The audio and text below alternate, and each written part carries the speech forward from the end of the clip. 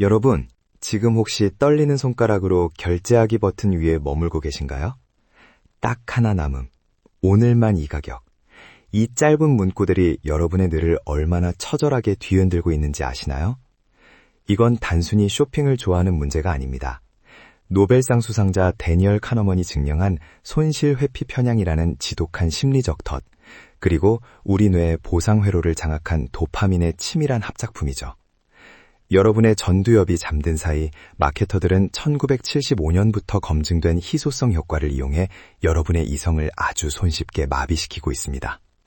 하지만 여러분, 너무 걱정하지 마세요. 오늘 제가 이 영상을 만든 이유는 여러분의 낭비를 꾸짖기 위해서가 아닙니다. 여러분이 의지가 약해서가 아니라 우리 인간의 뇌가 원래 그렇게 손해 앞에 취약하게 설계되었을 뿐이니까요. 오늘 이 영상을 끝까지 시청하신다면 여러분은 기업들이 숨겨놓은 교묘한 심리적 장치들을 꿰뚫어보는 눈을 갖게 될 겁니다. 그리고 영상 마지막에는 그 어떤 화려한 마케팅 앞에서도 여러분의 지갑과 평온한 밤을 지켜줄 강력한 심리방패 솔루션을 공개할 예정입니다.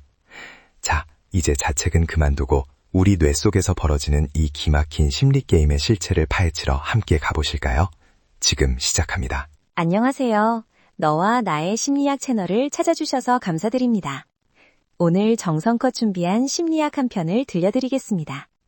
시작 전 무료인 구독과 좋아요, 그리고 알림 설정을 해주시면 영상 제작에 큰 힘이 됩니다. 시청자 여러분, 혹시 지금 이 시간에도 쇼핑 앱을 켜고 오늘만 이 가격, 재고 딱 한 개 남음이라는 문구 앞에서 심장이 뛰고 계신가요? 분명 처음엔 구경만 하려 했는데 왜 어느 순간 결제 버튼을 누르지 않으면 견딜 수 없는 조바심이 생기는 걸까요? 단순히 의지가 약해서일까요? 아니요, 이건 여러분의 뇌가 진화론적으로 설계된 심리적 덫에 아주 충실하게 반응하고 있는 것입니다. 오늘 그 첫 번째 비밀로 노벨 경제학상 수상자 데니얼 카너먼과 아모스 트버스키가 1979년 발표한 전망 이론을 들여다봐야 합니다. 이 논문의 핵심은 인간이 얻는 기쁨보다 잃는 고통을 훨씬 크게 느낀다는 손실 회피 편향에 있습니다. 수치로 환산하면 우리는 무언가를 얻었을 때의 만족감보다 그것을 잃었을 때의 고통을 약 2배에서 2.5배 더 크게 느낍니다. 마케터들이 사용하는 마감 임박은 제품의 가치를 홍보하는 것이 아니라 여러분의 뇌에 지금 사지 않으면 기회를 영원히 손실하게 된다는 강력한 공포 메시지를 주입하는 것입니다. 이 공포는 논리적 사고를 담당하는 전두엽을 순식간에 우회하여 본능의 영역인 변형계를 장악합니다. 여기에 기름을 붓는 것이 바로 희소성 효과입니다. 심리학자 스티븐 워첼의 1975년 고전 실험은 이를 완벽히 증명합니다. 연구진은 사람들에게 똑같은 초코칩 쿠키를 주었지만 10개가 가득 든 단지의 쿠키보다 단 2개만 남은 단지의 쿠키를 맛본 사람들이 해당 쿠키를 훨씬 더 맛있고 비싸고 소유 가치가 높다고 평가했습니다. 대상의 수량이 제한될 때 인간은 그것의 객관적인 품질과 상관없이 가치를 과대평가하게 되는 것이죠. 결국 여러분이 밤마다 느끼는 그 조바심은 내 선택의 자유가 박탈당하는 것에 대한 심리적 반발이기도 합니다. 내일이면 못 살지도 모른다는 압박이 들어오는 순간 우리 뇌는 그 자유를 회복하기 위해 구매라는 행위를 선택하게 되는 것입니다. 오늘 제가 들려드린 이 과학적 메커니즘을 이해하는 것만으로도 여러분은 마케팅의 파도에 휩쓸리지 않을 첫 번째 방패를 갖게 된 것입니다. 자, 그렇다면 왜 우리는 특히 남들이 사는 것에 더 민감하게 반응할까요? 그 소외에 대한 공포와 사회적 본능의 비밀 지금 바로 더 깊이 있게 파헤쳐 보겠습니다. 좀 전에 우리 뇌가 손해를 얼마나 싫어하는지 확인하셨죠? 그런데 그보다 더 강력한 우리를 잠 못 들게 하는 사회적 본능에 대해 이야기해보려 합니다. 바로 포모 증후군과 사회 비교 이론의 결합입니다. 여러분, SNS를 넘기다가 나만 이거 없나? 혹은 다들 이렇게 사는데 나만 뒤처지나? 라는 생각에 덜컥 물건을 사신 적 없으신가요? 심리학자 레온 페스틴저가 1954년에 발표한 논문에 따르면 인간은 자신의 사회적 위치를 파악하기 위해 끊임없이 타인과 자신을 비교하는 본능이 있습니다.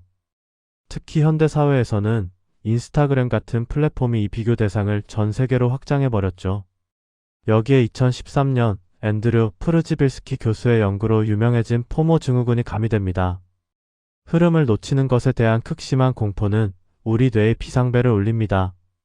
남들이 다 사는 대란템을 나만 못 가졌을 때 느끼는 소외감은 뇌 과학적으로 볼 때 신체적 고통과 유사한 부위에서 반응합니다.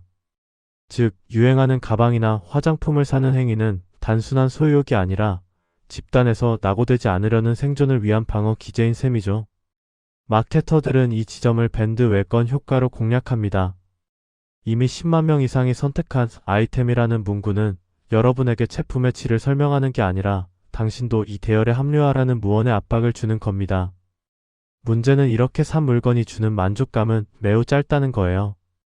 심리학 용어로 이를 쾌락 적응이라고 합니다.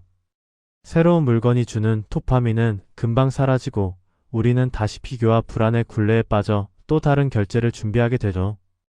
오늘 밤 여러분의 장바구니에 담긴 그 물건, 정말 여러분이 원해서인가요? 아니면 남들의 시선에서 자유롭지 못해서인가요?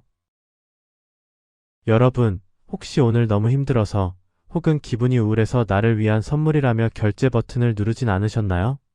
심리학에서는 이를 리테일 테라피라고 부릅니다. 단순히 낭비벽이 아니라 실제로 쇼핑이 심리적 치유 효과가 있다는 것이 학술적으로 증명되었죠. 2014년 미시건 대학교의 스콘 릭스카트릭 교수가 발표한 논문에 따르면 슬픈 감정을 느낄 때 쇼핑을 하는 행위는 환경에 대한 개인적 통제감을 회복시켜 슬픔을 즉각적으로 감소시키는 효과가 있습니다. 내 뜻대로 되지 않는 세상에서 내가 원하는 것을 선택하고 살 수 있다는 행위 자체가 뇌에 안도감을 주는 것이죠. 하지만 여기서 우리는 신경과학자 울프람 슐츠가 발견한 보상 예측 오류의 함정을 조심해야 합니다.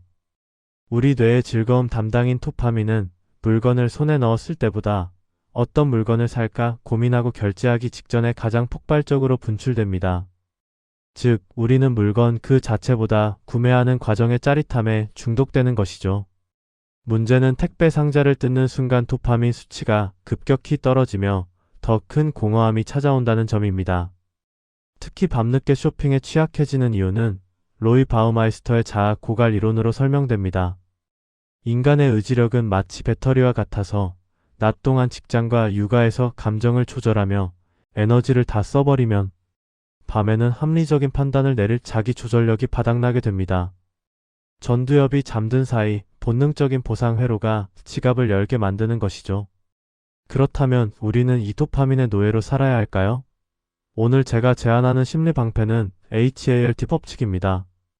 배고프고 화나고 외롭고 피곤할 때 우리 뇌는 가짜 보상을 갈구합니다.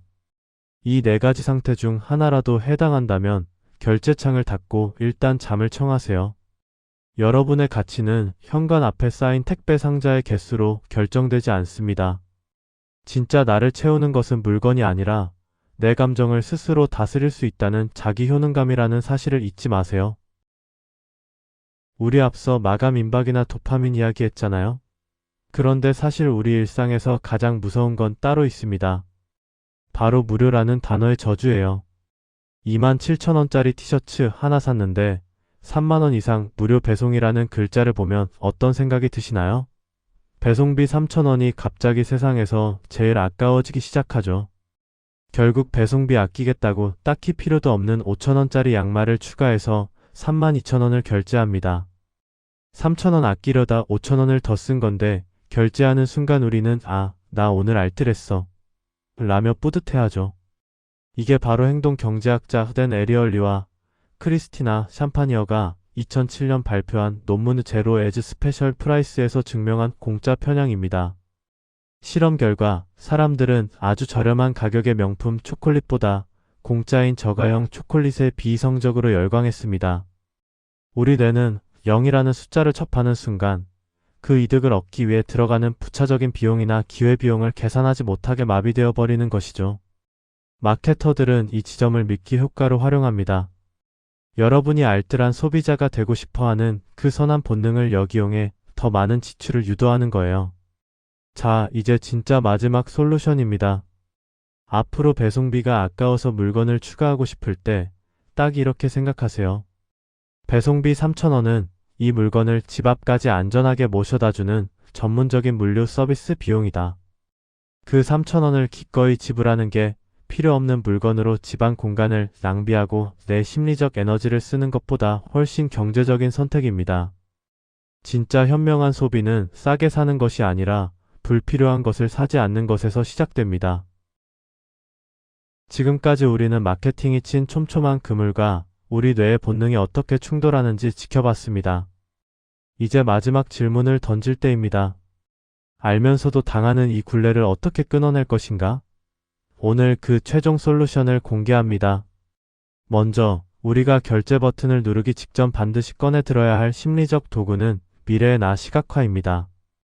UCLA의 심리학자 할 허시필드 교수의 연구에 따르면 사람들은 현재의 나와 미래의 나를 전혀 다른 타인으로 인식합니다. 미래의 나를 남처럼 느끼기 때문에 지금 당장의 결제가 주는 쾌락을 위해 미래의 내가 감당할 카드값을 외면하는 것이죠. 하지만 MRI 촬영 결과 미래의 자신을 더 가깝게 느끼고 구체적으로 상상하는 사람일수록 충동 구매를 억제하는 능력이 월등히 높았습니다. 결제 버튼을 누르기 전 10년 뒤에 내가 지금 이 물건을 든 나를 보며 어떤 표정을 지을지 딱 3초만 떠올려 보세요. 그것만으로도 여러분의 전두엽은 다시 깨어납니다. 두 번째 솔루션은 대체 보상 체계 구축입니다. 쇼핑은 스트레스에 대한 정서적 대처의 일종입니다.